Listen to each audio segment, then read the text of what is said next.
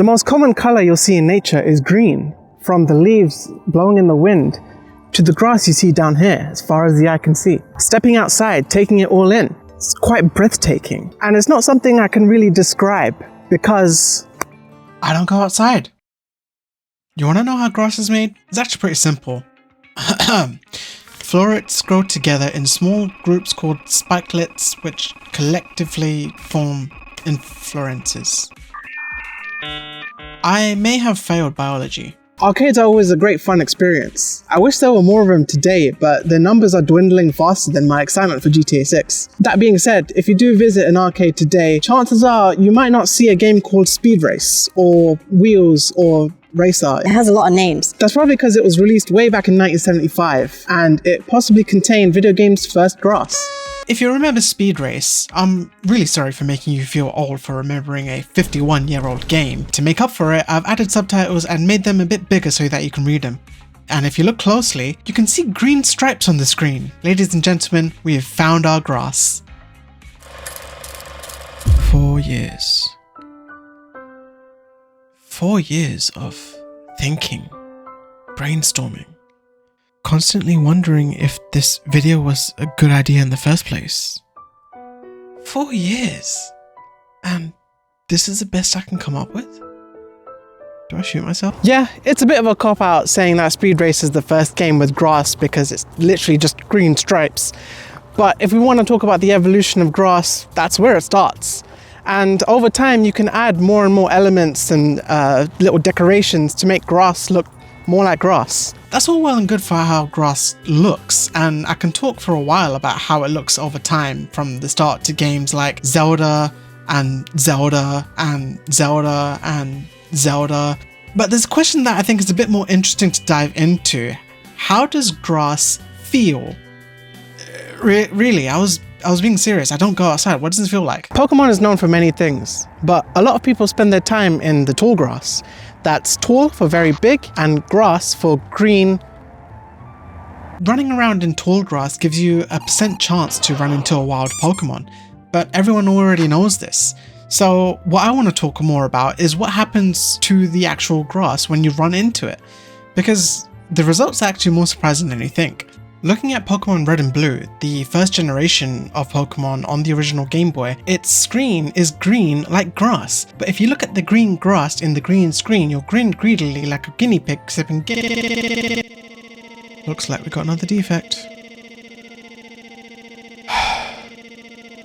Replace him like the others.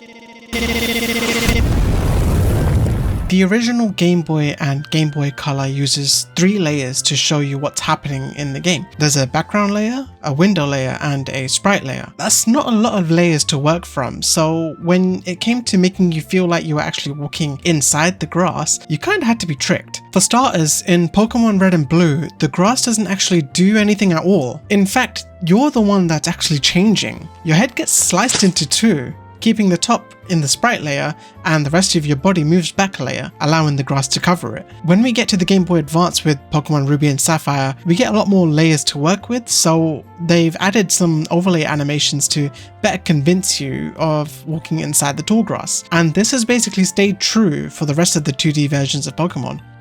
If we start hopping into the 3D era of games, we kinda went back to basics. A simple green texture was enough to convey that, hey, this bit's grass. That's not all though, because you can also fake 3D grass using 2D sprites. If you take a grass sprite, duplicate it and rotate it, you get what's called a grass card.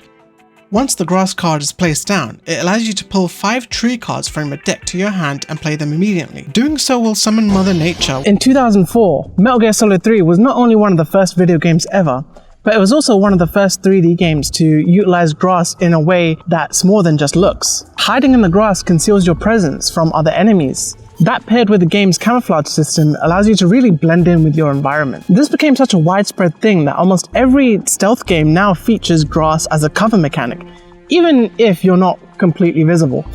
Breath of the Wild was my first entry to the Zelda series, and it makes me wish I played the older games.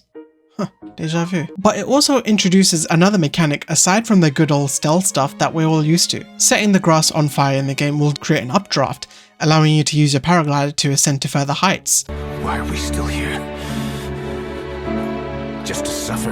A lot could actually be done with fire alone in this game, but this is grass in video games, not fire in video games. 50 billion likes and I'll make a fire in video games if you want it. Come on, you know you want it. There's probably a good time to mention how grass actually works, because if you've been paying attention, we've moved on from simple 2D sprites to now individual grass blades just scattered around everywhere. They move and sway in the wind and interact with the player in a way that makes the world feel more alive.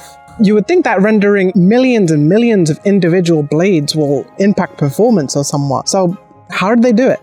You may have heard of procedural generation, as I brilliantly explained in an older video. Procedural generation is essentially letting a computer use assets you have made to create whatever the hell they want.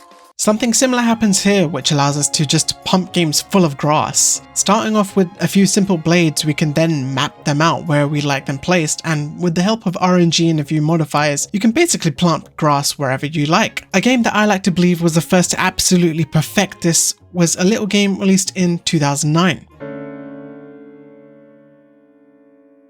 Flower is less of a game and more of an experience. You play as a flower or a petal, or I guess the wind.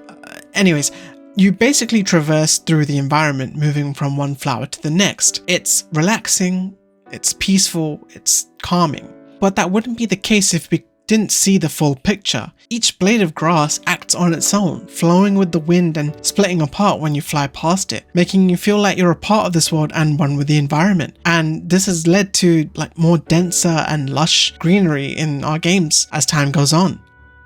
Thank you for waiting 4 years for another video. And thank you for letting me talk about grass for an ungodly amount of time. Make sure to like, comment, subscribe, follow, retweet, reblog, everything. And before I leave, I just want to mention one thing. Minecraft has a combination of grass textures with its blocks, but it also uses grass cards for its